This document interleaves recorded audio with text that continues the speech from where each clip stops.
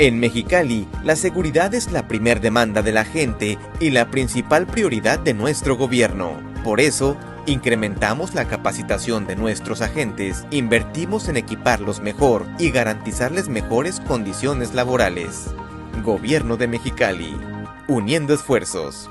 El gobierno de Mexicali cumple con el compromiso de apoyar a la economía familiar en el pago de derechos y contribuciones. Otorgamos descuentos del 100 y el 50% en multas y recargos. Recuerda que los recursos que se recaudan nos permiten construir más obras y mejorar los servicios. Aprovecha estos descuentos y ponte al corriente, uniendo esfuerzos.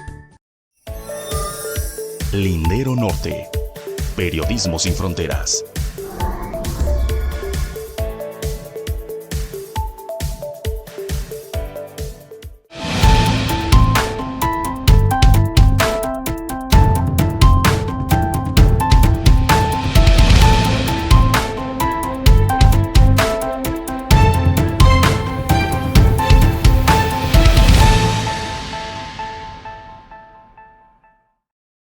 Hola, ¿cómo están? Muy buenas tardes, les saludo desde este espacio de Créala Producciones, que son anfitriones y son los productores de Lindero Norte y de la Era de los Heras.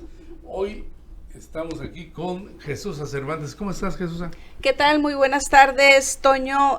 Gracias a todos por estar aquí. Vamos a empezar la semana con muchísima información para poderle hacer un análisis a todo el auditorio, Toño. Sí, hay que empezar.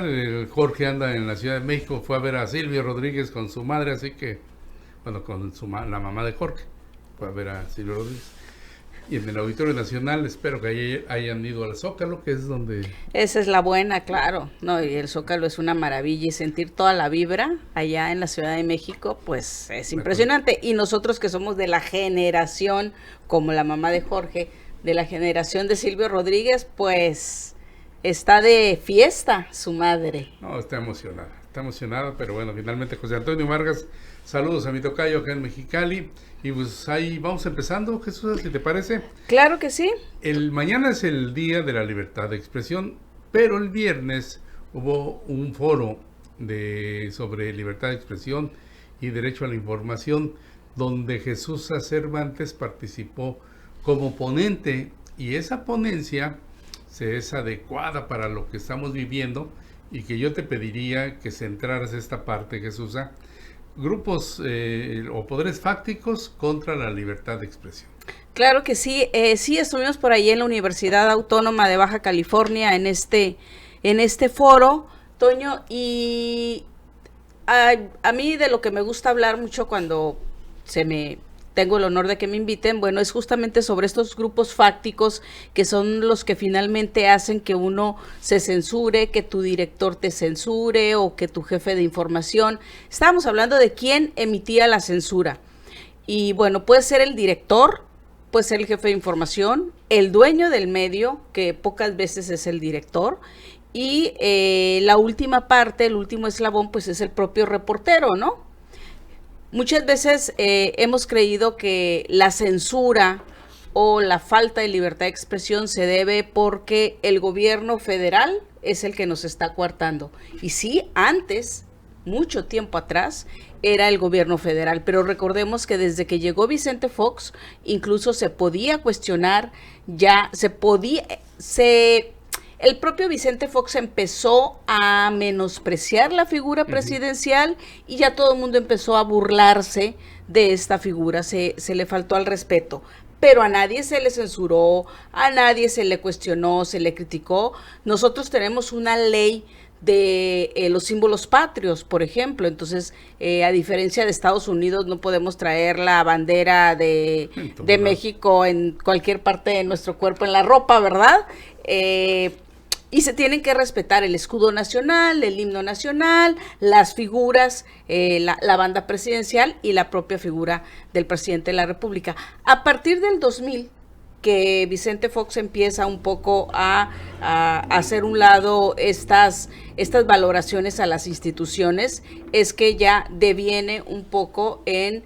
es como la primera puertita, que eso no tiene nada que ver con la libertad de expresión, pero sí es la puerta para que se empiece a ejercer una libertad de expresión. En el sexenio de Felipe Calderón, yo recuerdo en la revista Proceso, se nos quiso vincular poniendo las revistas cuando habían detenido a un integrante del crimen organizado, se pusieron las revistas de Proceso como si fueran parte de las pruebas, ¿no? Se nos quiso incriminar. Bueno, ahí también hubo un intento de coartar la libertad de expresión por parte del gobierno, pero no como antes, que el propio gobierno te mandaba a matar. Tenemos el ejemplo de Buendía, por supuesto, o los sindicatos, ¿no? Los líderes sindicales te mandaban golpear y todo eso. Pero ahora son otro tipo, como tú bien lo dices, Toño, son los poderes fácticos, los no establecidos. ¿Quiénes son estos? Los grupos empresariales, el crimen organizado, gente que tiene poder pero no está aglutinado en ninguna agrupación, en ninguna asociación. Esos son los que tienen el poder fáctico, es decir, el poder no formal. ¿De qué manera? Ok, en la época de la guerra contra el crimen organizado de Felipe Calderón, Tamaulipas fue considerada una zona de silencio por parte de los periodistas. ¿Por qué? Porque si tú redactabas algo, te mataban, te levantaban. Hubo una bloguera muy importante que mataron allá durante el sexenio de Felipe Calderón. Y bueno, lo que estábamos diciendo, o yo decía en ese foro, es que no hay una censura por parte del gobierno federal hacia ni se está coartando la libertad de expresión, pero sí lo hay de grupos fácticos. Y también lo vemos aquí en Baja California, donde ya tenemos una fuerte presencia del crimen organizado, y la verdad es que hay muchísimos eventos que no cubrimos los periodistas, no cubrimos los reporteros, y tienen que ver con la zona del Valle de Mexicali, algunas zonas de Rosarito, algunas zonas de Tijuana, Ensenada, San Quintín, ¿no? Lo que no es la parte urbana, lo dejamos y nos vamos enterando de cómo se están presentando los casos de inseguridad o los de delitos de alto impacto, porque es la propia gente que es la que está tomando y sube videos a Facebook, toma las balaceras, y luego nosotros vamos y retomamos a partir de ahí. Hay que ser muy honestos. ¿Por qué? Pues porque hay un miedo natural al crimen organizado. Entonces, en estas épocas donde ya viene la celebración de la libertad de expresión, sí podemos decir que hay se nos coarta, pero por parte de estos grupos fácticos, ya no del gobierno institucionalizado, ¿no? Del poder. O sea, grupos empresariales, crimen organizado y grupos políticos. Grupos políticos, por ejemplo, yo recuerdo en alguna ocasión, cuando hicimos un texto en la revista Proceso de el narco planea San Lázaro. San Lázaro es el Congreso Federal, la Cámara de Diputados, y en esta ocasión hicimos un reportaje sobre legisladores vinculados con el crimen organizado. Había de todos los partidos. Les estoy hablando por ahí del año 2009, 2010, creo.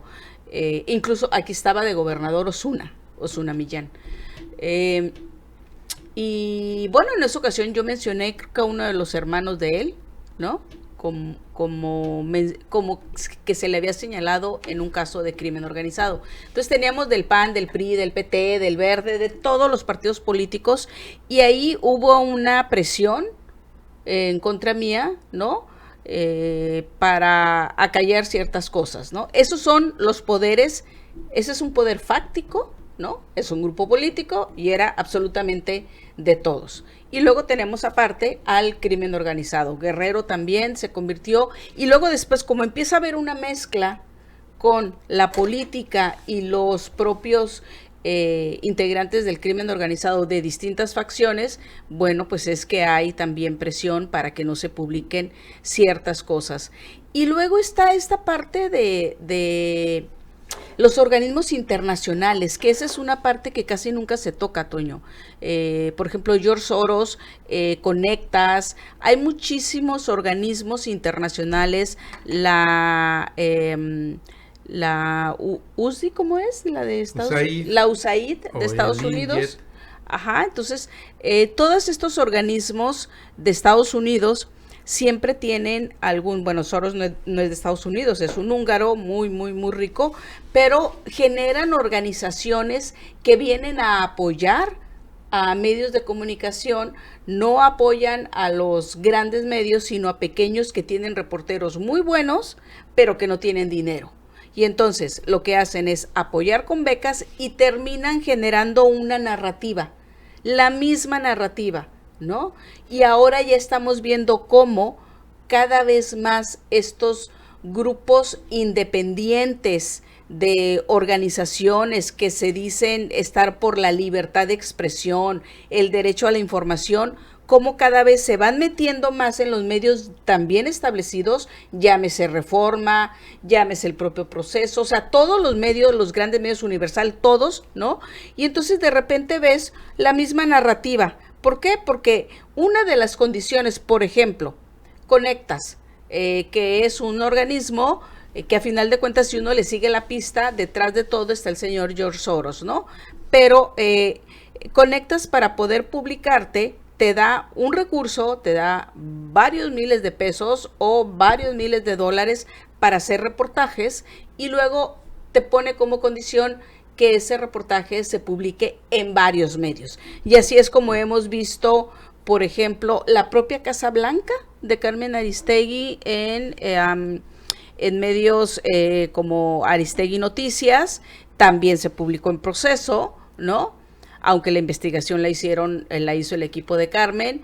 Y hay muchísimos, todos los casos que hemos visto últimamente de los hijos de Andrés Manuel López Obrador, el presidente de la República, tienen que ver con Conectas o Mexicanos contra la Corrupción, ¿no? El señor Claudio X González, de repente sus investigaciones las publican en varios medios de comunicación, pero traen la misma narrativa todos, ¿no? O sea, hay una intención geopolítica ahí en ese caso. Entonces, esos son los grupos fácticos más peligrosos, más que los propios políticos y el crimen organizado, ¿eh?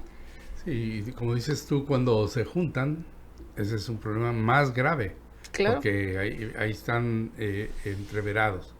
Y en ese sentido, eso es lo que pervierte el trabajo periodístico, sin duda, porque bueno, finalmente los resultados son excelentes reportajes, solamente que vienen apuntalados con un ideario o con una línea editorial. Así es. Hacia algo, ¿no? Sí, el punto aquí no es si los reporteros son buenos o no, es cómo los reporteros a final de cuentas son manipulados y en muchísimas ocasiones, Toño, sin que el propio reportero se entere. Lo sepa. ¿No? Nada más recibe una lana o su pago. Ajá, y entonces dices, a ver, yo no tengo el recurso para hacer esta investigación, ya me llegó, qué bueno, la voy a hacer. Sí, pero te están manipulando porque también llevas una dirección con quien te da los recursos, porque hay reuniones y te están diciendo, a ver, ¿qué es lo que nos vas a ofrecer? A ver, yo te pido que cubras esta parte, esta no la dejes muy abandonada. Entonces te van direccionando, ¿sí? Y generalmente cuando vemos los textos, a final de cuentas, yo me he topado con varios. George Soros tiene algún tipo de interés en algún tipo de mercadeo o de industria, ¿no? Que se estaba cuestionando, ¿no? Y él iba a salir beneficiado a fin de cuentas. Y la otra parte es la de la USAID, ¿no? O sea, desde los años 60 y 70, con todas las dictaduras de América del Sur y con las de Centroamérica, dirigían totalmente y estaban infiltradísimos en los medios de comunicación. Bueno, eso se sigue manteniendo. No, aquí en México tú los ves en toda esa promoción que hicieron para los sistemas anticorrupción. Así es. Que hay recursos. Y pedían la ley, ¿no? Además, por supuesto. Que se estableciera una ley. Eso es la manera en que se va entreverando. Y aunque no es privativo de los jóvenes reporteros, porque también vemos a grandes plumas siendo subvencionadas por estas organizaciones, es caldo de cultivo de estos pequeños medios de comunicación donde de una manera elocuente te dicen, ya recibí una beca de tal organización. Sí, porque son becas, ¿no? Así les llaman. Y entonces, ¿a cambio de qué? Pues a cambio de que estés informando, pero además de que tus propios herramientas de trabajo, tus documentos de trabajo, los estés proporcionando para un fin. Un fin que no personal. es el tuyo, o sea, tu fin es cuestionar al gobierno, al gobierno y al poder, ¿no? Como los Esa es poderes la labor. fácticos, por Ujú. ejemplo. Ese es el único fin como reportero, cuestionar, investigar, denunciar cuando hay abusos de poder. Todo lo demás ya son compromisos, ¿no? Pero entonces, sobre todo los jóvenes efectivamente no se dan cuenta qué hay detrás de una beca, ¿no? Sí. Y están siendo manipulados y, bueno, ellos traen su propia, como lo dije, la USAID de Estados Unidos trae una agenda geopolítica. Ahorita que dijiste lo del sistema anticorrupción, sigue siendo incluso lo mismo que cuando el Banco Mundial entregaba recursos a los países pobres, o si nos vamos a México, cuando inicia toda esta época del salinato, no, de Miguel de la Madrid, Ujú. hacia el 2018, ¿no? Era, ok, yo te voy a dar recursos, pero necesito que hagas determinada ley. Entonces, te condicionan la manera en que vas a distribuir los recursos, te condicionan las leyes que tienes que establecer, y si no apruebas en el Congreso determinada ley, no te doy recursos. Entonces, a final de cuentas, quien está gobernando no es el presidente en turno, está cogobernando con organismos internacionales. Pues Y hoy se está sucediendo lo mismo, pero a nivel del periodismo. Es el cabildeo que se hacía antes, ¿no? Y que promovían una serie de leyes, que eso se da mucho en Estados Unidos. En México se había mantenido, no ajeno, pero sí escondido.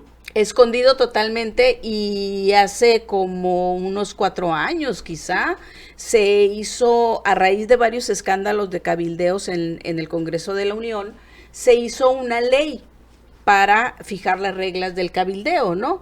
Y dices, es que es absurdo, esa ley es absurda, porque el verdadero cabildeo, pues no te lo van a decir, oye, tú no puedes pedir más de determinado dinero y lo vas a hacer todo grabado. Claro que no, el verdadero cabildeo sí es oscuras, ¿no? Sí, son los sótanos de la política, los sótanos de la parte económica y los sótanos de los grandes negocios y de las circunstancias que te van llevando hacia este mundo. Y luego nosotros decimos, no, pues es que está obvio, ¿no? Es entre el presidente, los partidos, pero bueno, además ahí tienen muchas cosas de responsabilidad, pero realmente los grupos fácticos son los que están manejando la agenda. Manejan toda la agenda, y yo hablaba el viernes que desde que llegó Andrés Manuel López Obrador a la presidencia se dio un quiebre en esta nueva forma de hacer periodismo, ¿no?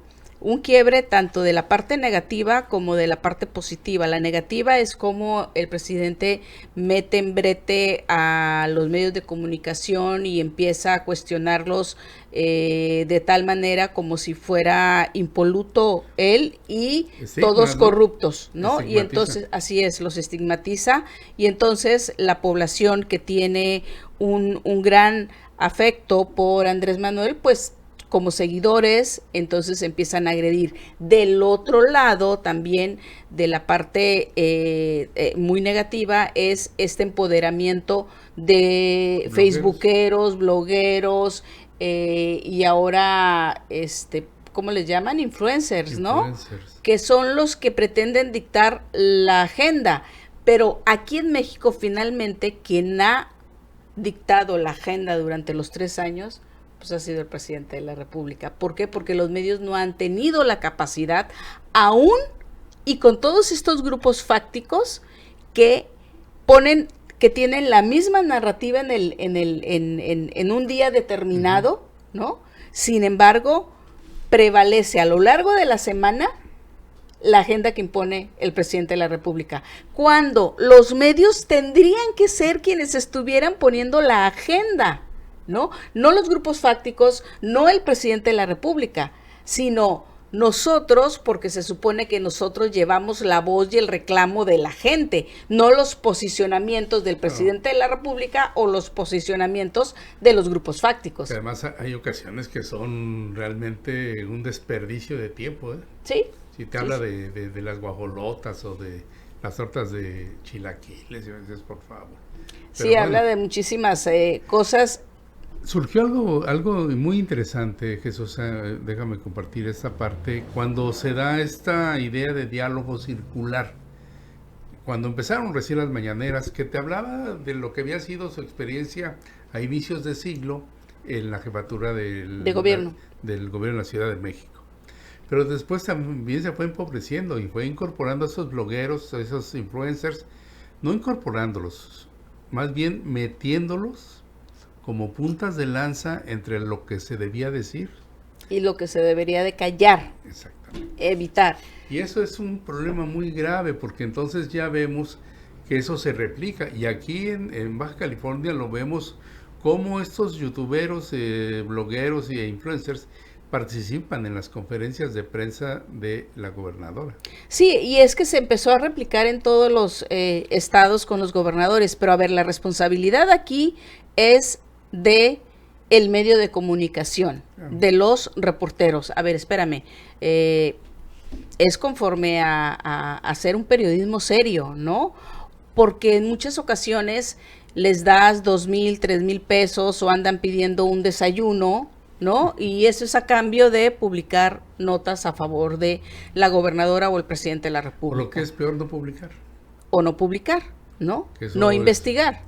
Pero bueno, esto nos va a dar pie a otro tema, abriendo la agenda. Rodolfo García, saludos, mi querido Rudy, el miércoles nos vemos por acá. Ada Luna Peregrina, te saludos y gracias por el análisis. Qué interesante ejercicio periodístico están haciendo. Gracias, Cecilia Cañas Martínez, buenas tardes. Alex Vizcarra, el abogado Alex Vizcarra, manda saludos. Entre estos grupos fácticos y los problemas de inseguridad y de violencia, nos tocó este fin de semana el caso de retomar el caso de estos jóvenes desaparecidos tras una reunión en El Relajo y que terminó por allá por Islas Agrarias. ¿Tú estuviste ahí? Sí, es una historia, es la continuación de una historia que empezó en agosto del 2019, donde levantan a 2 muchachos que habían ido a el bar El Relajo. Y se retoma el lunes de la semana pasada. El martes seguimos teniendo noticias y luego un silencio, y el jueves tenemos este gran escándalo. Hay que decir de qué se trata. Es el levantamiento de estos 2 jóvenes, pasa agosto de 2019, las madres se incorporan a estos grupos de buscadoras, van a una hacienda, le llaman, pero realmente no es una hacienda. Van a la hacienda propiedad de el Chito, que ahorita tú dices quién es el Chito, por favor, el Chito Aguilera. Hacen cateos, hubo 3 cateos en esa casa, no encontraron nada, fue la incipiente comisión de búsqueda con Jaime Bonilla, un poco la Procuraduría y la Fiscalía que le tocó a Jaime Bonilla. Se olvida uno del caso, la propia población, nadie más lo menciona, los propios medios no lo mencionamos. El lunes se da levantón, palabras que no nos gusta utilizar, pero tiene que ver, no es propiamente un secuestro, porque un secuestro se pide dinero. Cuando decimos levantón, entre comillas, es una privación de la libertad por parte de un grupo no identificado y no está pidiendo rescate.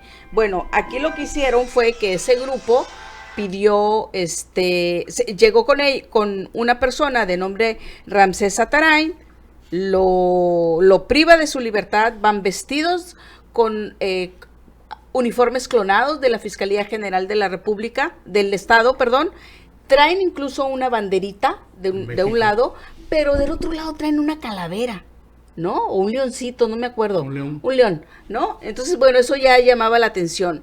Y con verdadera prepotencia al señor se lo llevan, y al siguiente día, el martes, aparece ejecutado. Aparece su cuerpo a la salida de Mexicali.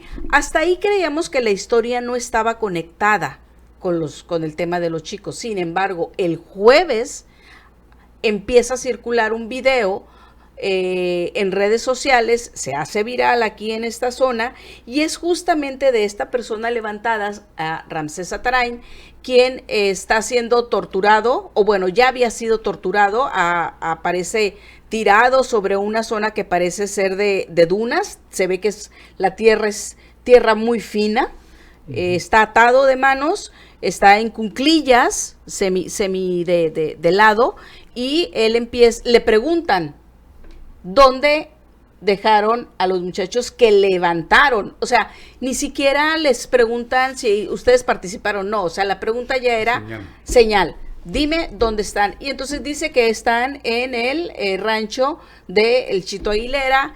Y el viernes en la mañana pues se van retroexcavadoras, se va gente del forense, gente de la Fiscalía General del Estado, Protección Civil, una ambulancia. Llegan las mamás, las de los 2 grupos de buscadoras que tenemos aquí en Mexicali, llegan, se instalan, y llegan las madres de los chicos desaparecidos, ¿no? Finalmente se les deja ingresar, porque en un principio no se les quería dejar a las mamás que estuvieran, a Adriana y a Concepción. Logran ingresar las señoras. Yo me fui de ahí como a las 4 de la tarde y estaban llegando con palas y un canino. Finalmente, al día de hoy, no hay absolutamente nada. Lo que se dijo en el video es que los muchachos habían sido asesinados y habían sido enterrados en esa propiedad de Chito Aguilera, en una construcción, la última construcción que habría hecho el señor, que es un departamento que está hasta la parte de atrás. La fiscalía mandó una fotografía que no sé si la pudiéramos poner.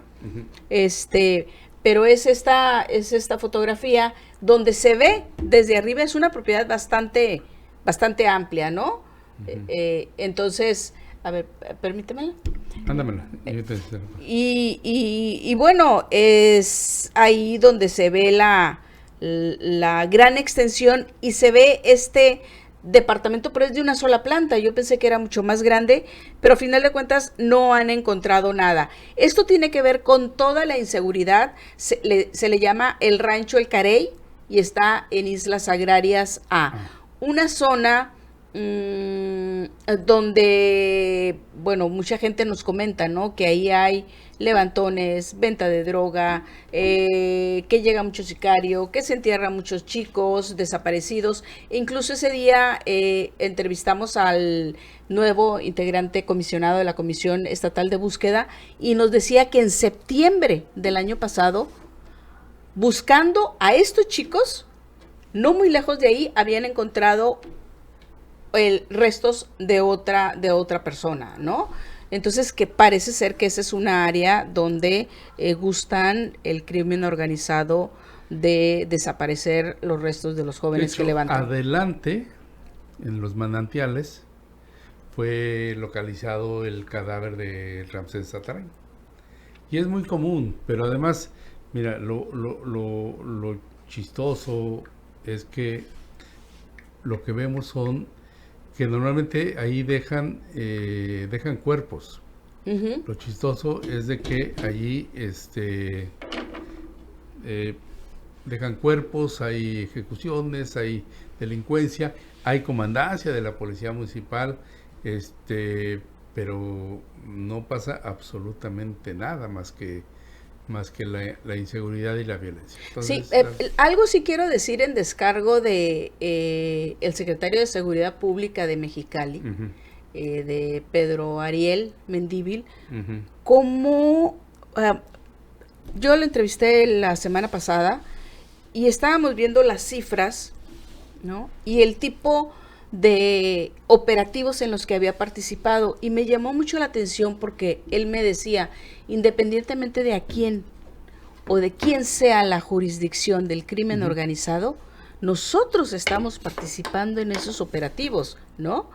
Y las grandes detenciones que ha habido en los últimos días, ¿no?, como por ejemplo de los Mena, han sido ellos. No son de la Fiscalía, la Fiscalía, ni tampoco son de la Guardia Nacional, ni son del Ejército. Es la policía de la ciudad de Mexicali la que estableció, bueno, el Valle le corresponde, ¿no?, pero estableció operativos que ahorita están teniendo incluso coordinación con San Luis Río Colorado, ¿no? Sí. Pues ahora que agarraron a estas personas presuntamente integrantes del grupo de los Chapitos, ¿no? Que sale un grupo de 4 huyendo y se pasan a San Luis Río Colorado, se detienen 4 aquí, se van otros 4 hacia San Luis Río Colorado y allá los detienen, allá sí hieren a un policía de la municipal de allá de San Luis. Pero yo le preguntaba, a ver, ¿y cómo? Bueno, más bien él me decía, no crea usted, me dice, que es de casualidad. O sea, tenemos un mapa y sabemos cuáles son las zonas donde están las zonas de mayor riesgo. Dice, antes cuando yo estaba en la Fiscalía Regional, lo que veíamos, esa es la fotografía, ustedes la tienen en su pantalla, ese es el rancho del Carey. Y ahí ven, se ve una parte rojita en la parte del centro. Esa parte frontal de la casa roja, esa no es. Enseguida empieza ya toda la zona de esta persona, esta casa del rancho El Carey, que es hasta donde está la barda gris, hasta allá hasta el final, ¿no? Entonces se ve un zacatito, luego se ve como un toldo. Supongo yo que por ahí planeaban hacer una alberca. Atrás del toldo, en la mera esquina, es donde estaría el departamento donde habrían enterrado a estos muchachos y luego les echaron losas de cemento, ¿no?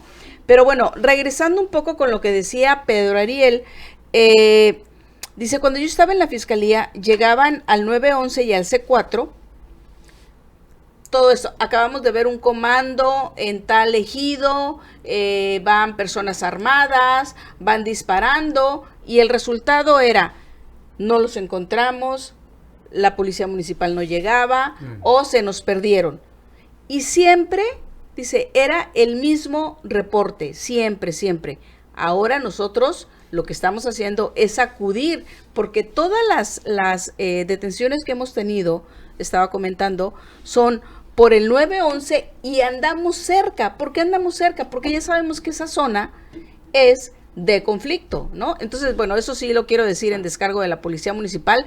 No sé qué está pasando con la Policía de Tijuana.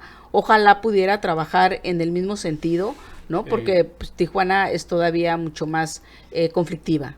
Mira, el problema con la Policía de Tijuana es que estas personas fueron los altos mandos de la Policía Estatal Preventiva, aquella que Jaime Bonilla o la propia Montserrat Caballero acusaban de ser las más corruptas de la historia de Baja California. Bueno, son los que hoy están. Son los que están ahí. Entonces, bueno, pues, son de los que hacen sin hacer, okay. O no hacen, o dejan pasar. Dejan pasar absolutamente todo. Y si usted revisa los medios de comunicación, se va a dar cuenta que hay una tendencia cuando hay operativos del ejército donde no detienen a nadie. Aseguran una casa, se topan con alguien y demás, y siempre aseguran cargamentos de droga. Claro. Y no hay detenidos. Sí, el último muy impresionante es una cantidad de metanfetaminas y fentanilo con un valor de 14 millones de dólares. Sí, en Tijuana. Sin un solo detenido en Tijuana. Y una semana antes o días antes, no recuerdo muy bien, detectaron una bodega. No se dijo nada qué pasó con la bodega porque...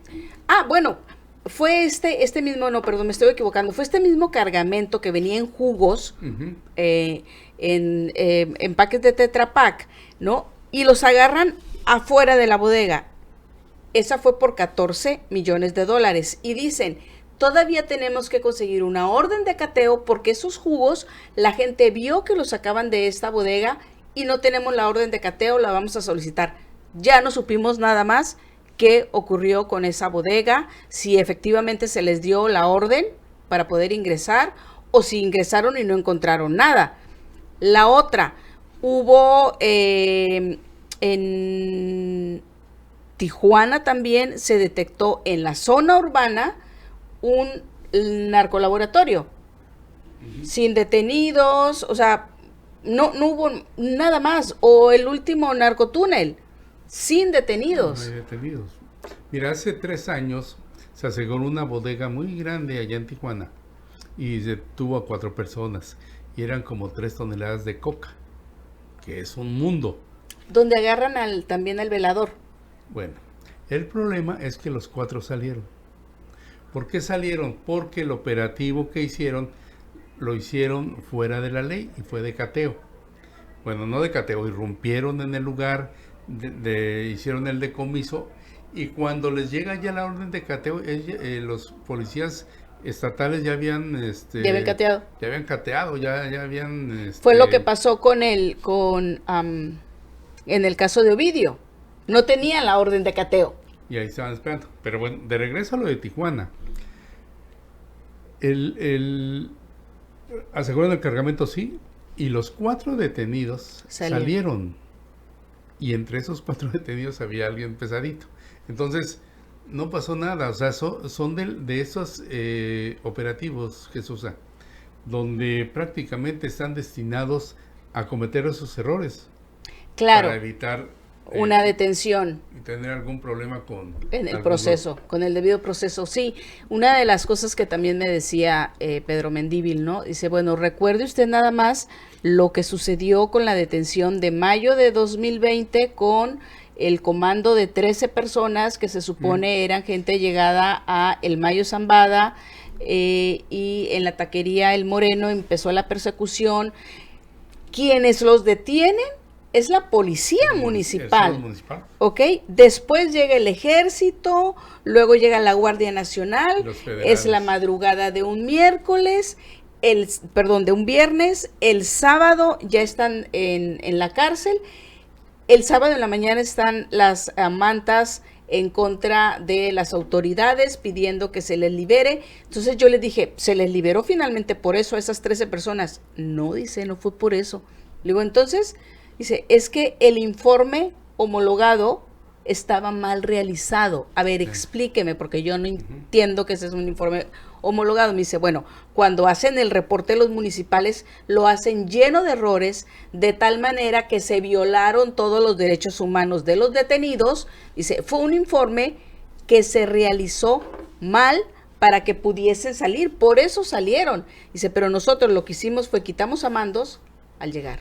Fue lo primero que se hizo. Ahí los únicos que quedaron fueron uno que fue quien se echó la bronca de todas las armas, y un segundo federal que llegó a negociar para el pago, para la liberación. De los $80,000. Entonces, solamente quedaron 2, y los 11, bye bye. Sí, y esa persona, el federal que fue a negociar la liberación, que llevaba $80,000, nada más se le detuvo porque no pudo, en ese momento, no sé ahorita si ya estuvo incluso varios días detenido en las oficinas de la Fiscalía General de la República. No pudo comprobar el origen lícito de los 80,000. Pero eso es en términos jurídicos, en materia penal, dicen los abogados que es lo más fácil de zafar. Es eso y nada. Sí, pero bueno, pues, todo este tipo de historias se las platicamos, lo vemos con parte de la experiencia, por supuesto, de una reportera como Jesús Cervantes, mexicalense ella, Sanluisina, pero bueno, mexicalense. Cachilanga ya. Que se fue, pues 30 años te fuiste a la Ciudad de México. Sí, me fui varios años por ahí pues a trabajar. Como 3 décadas más o menos, pero bueno, ya está de regreso. Por eso soy mitad cachanilla, mitad chilanga. Pero bueno, y aprovechamos nosotros los lunes para que esté con nosotros. Para cerrar, mi querida Jesús, el tema. Ayer hubo elecciones. ¿Quién gana, quién pierde? Indudablemente ganó Morena. O sea, no hay de otra, no es que yo sea morenista, pero de 6 gubernaturas gana 4, bueno, pues es obvio que ganó Morena, ¿no? Porque Aguascalientes, pues es un estado sumamente panista. De hecho, recordarán cuando Marco Cortés dijo, el único estado que vamos a ganar en estas elecciones va a ser Aguascalientes, y efectivamente, porque la coalición ganó Durango, pero hoy el candidato es del PRI. Realmente no ganó el PAN, ¿no? Ganó el PRI. Pero con esta nueva recomposición, con este mapa político, resulta ser que el PRI nada más tiene 2 gubernaturas. Ahora, tiene 20 gubernaturas Morena, le tomó 3 años a Morena, un partido que nace en 2015, ¿sí? Que gana la presidencia en el 2018 y que en 3 años pinta más de la mitad del país de guinda. 20 estados de la República, ¿no? 20 Morena, 2 el PRI, 2 MC, 8 el PAN.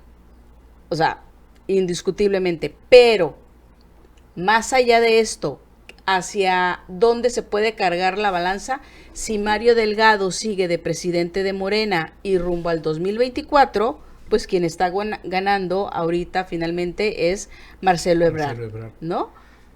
Las paradojas es que gana un partido que en práctica, en los hechos no es partido, sigue siendo un movimiento. Es un movimiento que nunca terminó de aterrizar, además, ¿no? ¿Por qué? Porque ganaron la presidencia de la República antes de que se pudiesen conformar, que pudieran establecer bien sus estatutos, sus límites, ¿no? Digamos que pusieron en el papel lo que era el partido para poder obtener el registro, pero de ahí a que hayan sentado todas las bases como partido político, pues no. Entonces, cuando Andrés Manuel López Obrador concluye su presidencia de la República, el movimiento se va a acabar. Pero vas a tener 20 partidos políticos en 20 zonas del país que van a tener recursos federales y recursos del Estado, ¿no? Que seguramente van a tener información privilegiada, y con eso es con lo que va a jugar el candidato que llegue de Morena. Y bueno, si Mario Delgado sigue al frente de Morena, pues el candidato que podría llegar sería Marcelo Ebrard Casaubon. Y no es que esté diciendo que los datos están cargados, los dados estén cargados, pero con eso de las encuestas... Sí, a menos que dé un manotazo en la mesa del PG y se vaya con... Sí, y hace poco hubo un rumor de que Sheinbaum se iba de la gubernatura de la Ciudad de México para buscar la dirigencia nacional de Morena, y la propia Sheinbaum lo desmintió. Claro, sería un absurdo irte del máximo escaparate, ¿no? Donde sales todos los días en prensa para irte a un partido político, ¿no? Que digo que no existe. Que no existe todavía como partido, realmente. Saludos a la maestra Laura Rocha. Laurita es una excelente coreógrafa, bailarina de contemporáneo.